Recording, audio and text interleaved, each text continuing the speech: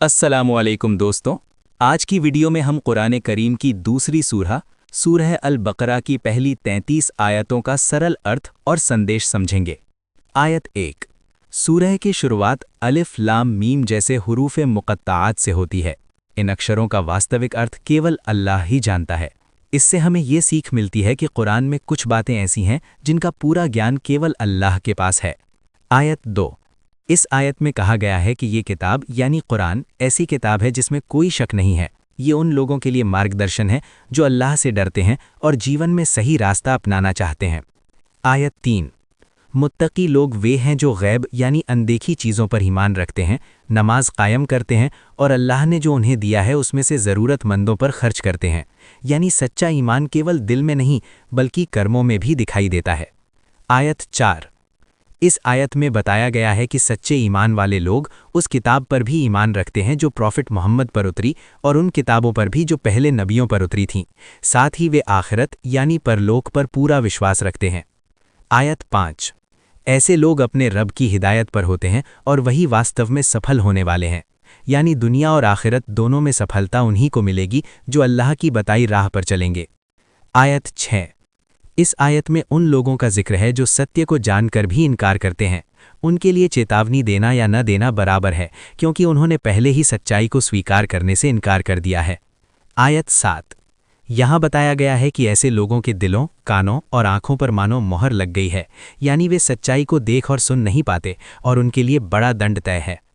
आयत 8। कुछ लोग ऐसे भी होते हैं जो कहते हैं कि हम अल्लाह और आखिरत पर ईमान लाए हैं, लेकिन वास्तव में उनके दिल में ईमान नहीं होता। ये आयत मुनाफिकों यानी कपट करने वालों के बारे में है। आयत 9।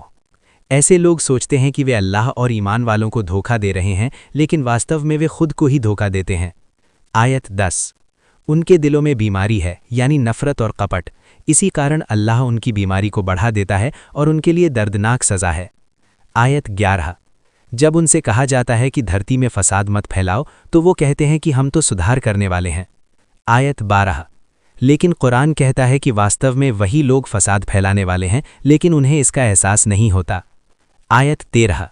जब उनसे कहा जाता है कि ईमान लाओ जैसे दूसरे लोग ईमान लाए हैं तो वो मजाक उड़ाते हैं और कहते हैं क्या हम मूर्खों की तरह ईमान लाएं। आयत 14।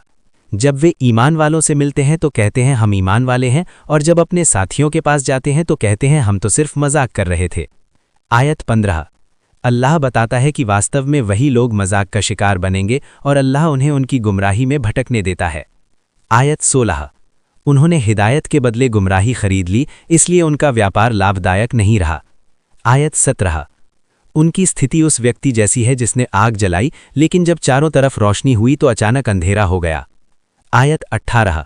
वे बहरे, गूंगे और अंधे बन जाते हैं, इसलिए वे सही रास्ते पर लौट नहीं पाते। आयत 19-20 एक और उदाहरण दिया गया है कि जैसे तूफानी बारिश, बिजली और अंधेरा हो तो लोग डर जाते हैं, इसी तरह मुनाफिक लोग सच्चाई से डरते हैं। आयत 21 ये आयत पूरी मानवता को संबोधित करती है कि अपने रब की इबादत करो जिसने तुम्हें और तुमसे पहले लोगों को पैदा किया। आयत 22 अल्लाह ने धरती को बिछौना और आसमान को छत बनाया और बारिश से फल पैदा किए, इसलिए अल्लाह के साथ किसी को साझेदार मत बनाओ। आयत 23 अगर लोगों को कुरान पर शक है तो उन्हें चुनौती दी गई कि इसके जैसी एक सूरह बनाकर दिखाएं। आयत 24 यदि वे ऐसा नहीं कर सकते और कभी नहीं कर पाएंगे तो उस आग से डरें जिसका ईंधन इंसान और पत्थर होंगे। आयत 25 जो लोग ईमान लाते हैं और अच्छे कर्म करते हैं उनके लिए जन्नत की खुशखबरी है जहाँ नदियाँ बहती होंगी। आयत 26 अल्लाह उदाहरण देने में संकोच नहीं करता, चाहे वो मच्छर जैसा छोटा उदाहरण ही क्यों ना हो। आयत 27 जो लोग अल्लाह से किए गए वादे को तोड़ते हैं और धरती में फसाद फैलाते हैं वही नुकसान उठाने वाले हैं। आयत 28 ये आयत याद दिलाती है कि इंसान पहले मृत था, फिर अल्लाह ने उसे जीवन दिया, फिर मृत्यु देगा और फिर दोबारा जीवित करेगा। आयत 29 अल्लाह ने धरती की सारी चीजें इंसान के लिए बनाई और आसमान को 7 परतों में व्यवस्थित किया। आयत 30 जब अल्लाह ने फरिश्तों से कहा कि वो धरती पर एक प्रतिनिधि बनाएगा तो फरिश्तों ने पूछा कि क्या ऐसा प्राणी बनाया जाएगा जो फसाद करेगा। आयत 31 फिर अल्लाह ने प्रॉफिट आदम को सभी चीजों के नाम सिखाए। आयत 32 जब फरिश्तों से उन नामों के बारे में पूछा गया तो उन्होंने कहा कि हमें वही ज्ञान है जो अल्लाह ने हमें दिया। आयत 33 तब आदम ने उन नामों को बताया और ये स्पष्ट हुआ कि अल्लाह सब कुछ जानता है।